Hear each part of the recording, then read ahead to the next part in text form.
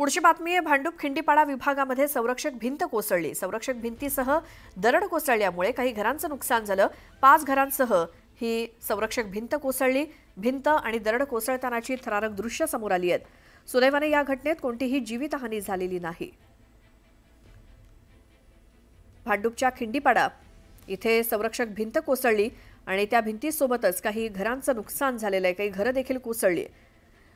पावसाळ्याचे दिवस आहेत। दरड कोसळण्याच्या घटना आणि भांडूपच्या खिंडीपाडा इथे काही घरांसह भिंत कोसळली आणि भिंत कोसळताना दरड कोसळतानाची ही दृश्य कॅमेरामध्ये कैद झाली आहेत। सुदैवाने या घटनेमध्ये कोणतीही जीवितहानी झाली नाही, मात्र नुकसान प्रचंड झालंय ज्यांची घरं इथे होती। कल्याणमधल्या एका खासगी दवाखान्यात काम करणाऱ्या मराठी तरुणीला मारहाण करणारा आरोपी गोकुळ झा याला अटक करण्यात पोलिसांना यश आलंय। कल्याणच्या मनसैनिकांनी त्याला कल्याणमधील वसार गावातनं शेतात पळत जात असताना पकडलं, त्याला गाडीत बसवलं आणि थेट पोलीस स्टेशन गाठलं। सोनाली कळासरे या तरुणीला गोकुळ झा यानं मारहाण केल्यानंतर मनसेनं आणि ठाकरे गटानं आरोपीला तत्काळ अटक करण्याची मागणी केली होती। तर आरोपी गोकुळ झा हा 4 दिवसांपूर्वी ट्रक चालकाला मारहाण केल्याप्रकरणी जेलमधनं जामिनावर सुटून आला होता। गोकुळवर विठ्ठलवाडी आणि कोळसेवाडी या 2 पोलीस स्टेशनमध्ये मारहाणीचा आणि हत्यार बाळगल्याचा गुन्हा दाखल आहे। या आरोपीला शोधण्यासाठी पोलिसांनी 5 टीम्स तयार केल्या। सकाळी गोकुळ याला कल्याण कोर्टामध्ये हजर केलं जाणार आहे। अखेर आरोपी गोकुळ झा याला अटक करण्यात आलेली आहे। मनसैनिक आणि काही पदाधिकारी जे आहेत इथले स्थानिक कल्याणचे त्यांनी या आरोपीला ताब्यात घेतलंय। योगेश आपलं नाव आहे आणि आपलं नाव दीपक करंडे आपलं पूर्ण योगेश गव्हाणे। आपल्याकडे काय पद नेमकं मनसेचं आणि काय? मी कल्याण शहराचा उपशहराध्यक्ष आहे आणि आम्ही वसारच्या पुढे नेवाळ नाका मधल्या परिसरात जात असताना एक व्यक्ती आमच्या गाडीतून समोर क्रॉस झाला असता। त्याला जाणवलं आम्हाला हाच तो व्यक्ती आहे जो आम्ही सकाळीपासून त्याला त्या व्हिडिओमध्ये बघितला होता। मग आम्ही त्याचा हे केला, पाठलाग केला असता त्याला आम्ही व्यवस्थित पकडला आणि पोलीस स्टेशनला आणून त्याला जमा केलेला आहे। तो कुठे जात होता आणि तुम्ही पाठलाग केला तेव्हा त्याला पकडलात, त्याला विचारलात काय, त्याला मनसे स्टाईल काही उत्तर दिलं का किंवा यावरून काय विचार? योग्य आम्ही मनसैनिक महाराज सैनिक आहोत, आम्ही त्यांना योग्य मनसेपती त्यांना उत्तर दिलेलंच आहे। परंतु पहिल्या तात्काळ त्याला आम्हाला पोलीस स्टेशनला आणणं महत्त्वाचं होतं, म्हणून त्याला कुठल्याही कारण हायगाई न करता आम्ही पहिले त्याला पोलीस स्टेशनला घेऊन तिथे जमा केला। त्याला तुम्ही जेव्हा तो समोरून गाडी जेव्हा पळण्याचा प्रयत्न करत होता? हो पळत होता। दादांना मी बोललो, दादा आम्हाला तोच वाटतंय। दादांनी कन्फर्म केलं हा तोच। मग आम्ही गेलो, पकडला आणि मग त्याला तो कुठे रस्त्यावर धावत होता, कसं कुठे काय चालला होता तो? शेतात शिरला होता? हा चालला होता समोर, पुढे शेतात शिरत होता समोर चालत। आम्ही जेव्हा त्याचा पाठलाग करत होतो तिथंच घुसण्याचा प्रयत्न करत होतो समोर। तुम्ही आता पोलिसांनी स्वाधीन केलं त्याला? हा, पोलिसांनी स्वाधीन केला आता।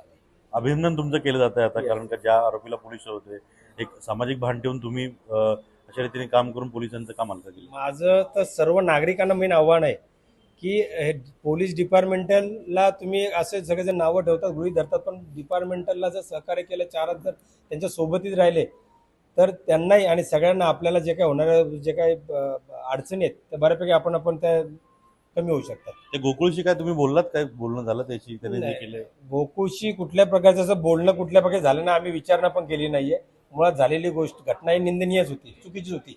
त्या संदर्भामध्ये आम्ही हे केलं आणि त्या चुकीच्या गोष्टीच्या मुळे आम्ही त्याला तात्काळ त्याला इथं पोलीस स्टेशनला घेऊन आलो। कल्याणपासून काही अंतरावरती वसार नावाचं गाव आहे, तिथं तो जात असताना त्यांना संशय आला की हाच तो गोकुळ झा आहे आणि त्याला त्यावेळी त्यांनी पकडलं, त्याला ताब्यात घेतलं आणि थेट मानपाडा पोलिसमध्ये येऊन त्याला इथं जमा केलेला आहे। त्यामुळे या मनसैनिकांवरती कौतुकांचा वर्षाव होतोय। अजित मांढरे, न्यूज 18 लोकमत, डोंबिवली।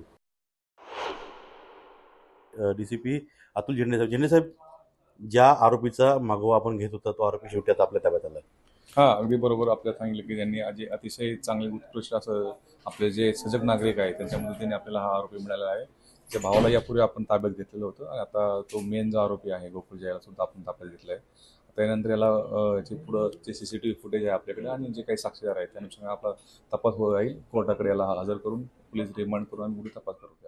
त्याला ताब्यात घेतल्यानंतर म्हणजे आता त्याला थोड्या वेळापूर्वी घेतले, पण काही बोलणं झालं किंवा तो काही बोलत होता का? नाही, त्याबद्दल आम्ही त्याचा इंटरव्ह्यू अजून केलेला नाही। आम्ही अटकेची पूर्ण कारवाई करून त्याचं सविस्तर असं आतापर्यंत आपल्याला असणारे पुरावे जे काही तिथले साक्षीदार असणार असतील आणि त्याचप्रमाणे CCTV फुटेज आपल्याला मिळालेलं आहे. त्या अनुषंगाने आम्ही त्याच्याकडे इंटरव्ह्यू करू आणि गुन्हा कशा प्रकारे घडला, अजून त्याच्याकडे कोण आहे याबद्दल आम्ही तपास करत आहोत.